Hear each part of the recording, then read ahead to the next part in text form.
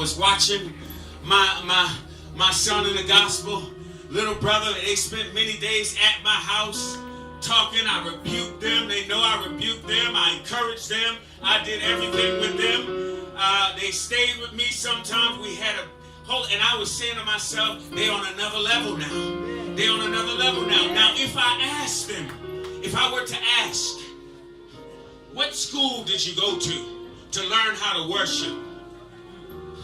They'll say, I didn't go to school. I went to hell. I suffered. I had tests. I had trials. I felt like the devil was going to take me out of my mind. I felt like I couldn't stand. I felt like I wasn't going to make it. But somehow, a word of encouragement, somehow a song came to build me up.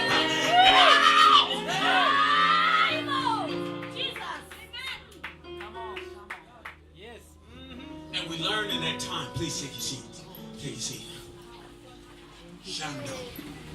We learned that it goes beyond quoting scriptures. We learned that I am a scripture. Yes. We look at the ups and downs that we go through in our life, which is all preparing us for worship, and we learn. Yes. I am a scripture. Yes. The people in God, in the scriptures, they didn't know that we would be reading about them, just as we don't know that our lives are written in the Lamb's book of life. Yes.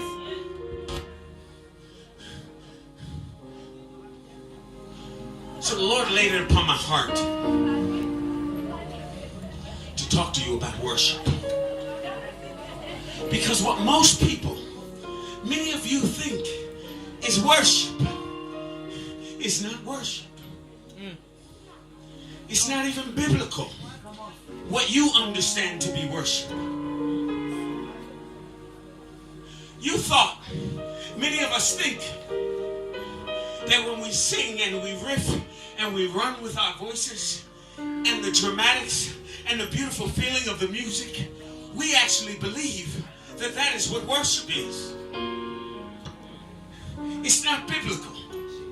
So I want to give you a scriptural account of actually what worship is, because most of us do not worship.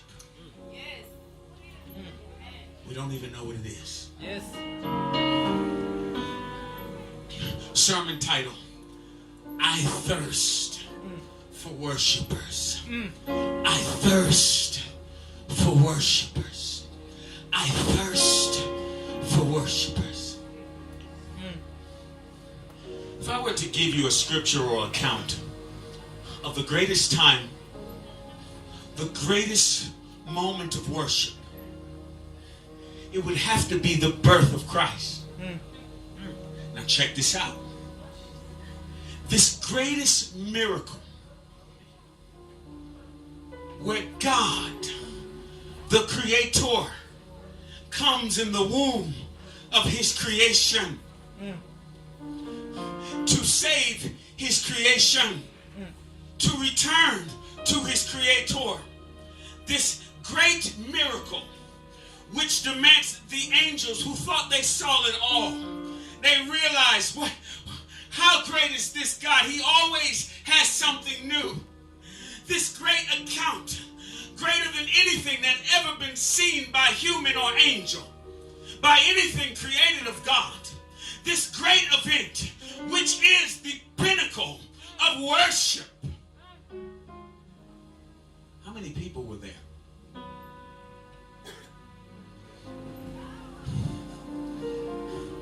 There's some wise men. These so-called wise men, they don't even worship God. They're of the occult. If you were to learn about what they were learning, you will find out that they were witches and wizards. The law commands for the children of Israel not to consort with such people. These wizards who study the sky, Yeah.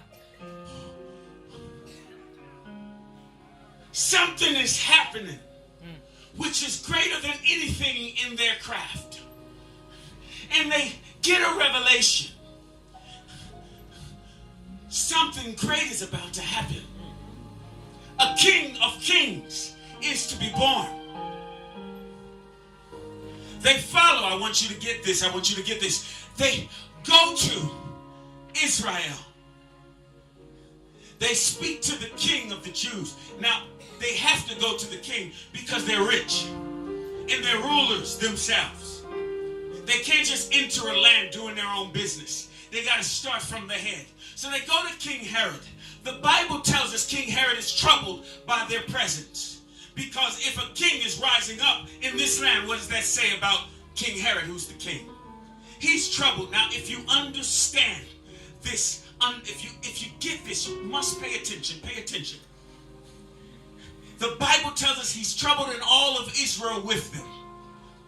This is a clever way of writing to say he sends spies to check on these wise men. He can't just leave them alone. Now, they're following the star trying to find the king.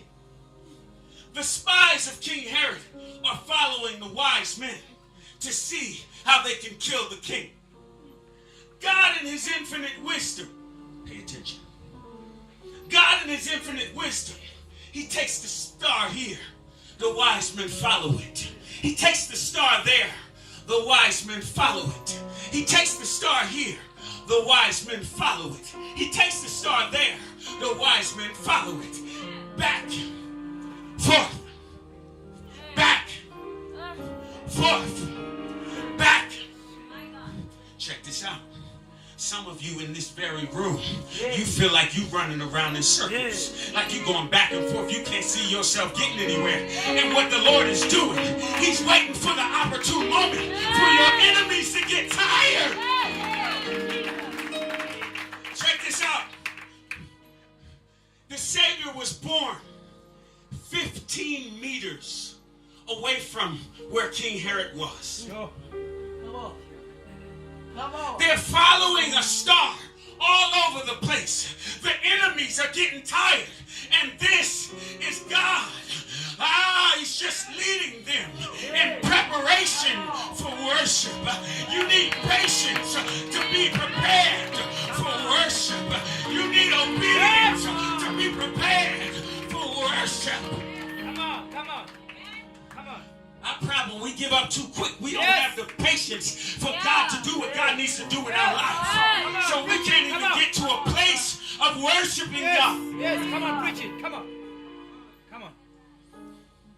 I don't see nothing happening. Yes. I'm doing this, ain't nothing happening. Yeah. I'm paying my tithes, ain't nothing happening. I'm being faithful, ain't nothing happening. Trouble is all around me. You need the patience. That's just a preparation. Yeah. That's not even the worship yet. Yeah. So they're running around in circles just for preparing to worship. Yeah. Help me to teach Holy Ghost. Yeah. The angels meet at this God-given place where the Son of God is to be born in a manger.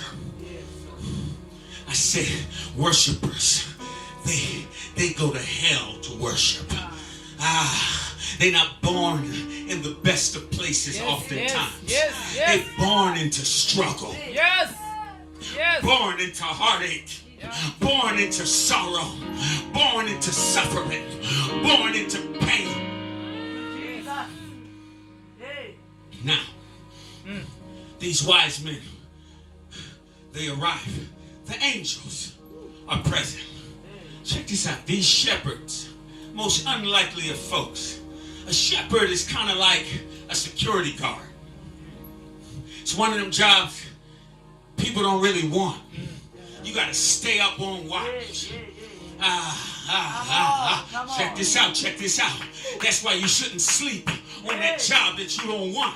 Be thankful that God put you where he put you, because he might be about to do something great in you in that low place that somebody in a high place will never get to experience. That's why you got to say, God, I've learned to be content, and whatever state I find myself in, I can do all things through Christ who strengthens.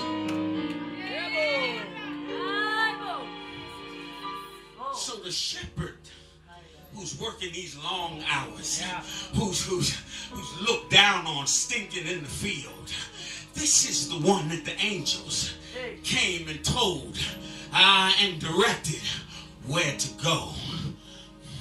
The patients, they had to be alert in order to see and to hear the angels. So they all meet at this particular place. There is no Facebook.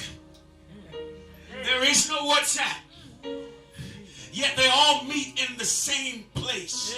And what is it that led them? Even Joseph, the father, who realizes his woman is pregnant and he didn't touch her. What is this? Is he going to still go along with the program? I'll tell you what it is, Joseph. It's God preparing you for worship. If you want to be a worshiper, you got to allow God to prepare you with some things in your life that don't make sense, and yet you still got to trust God. Preparation for worship is patience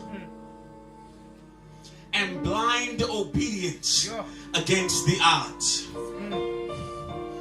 Patience and blind obedience.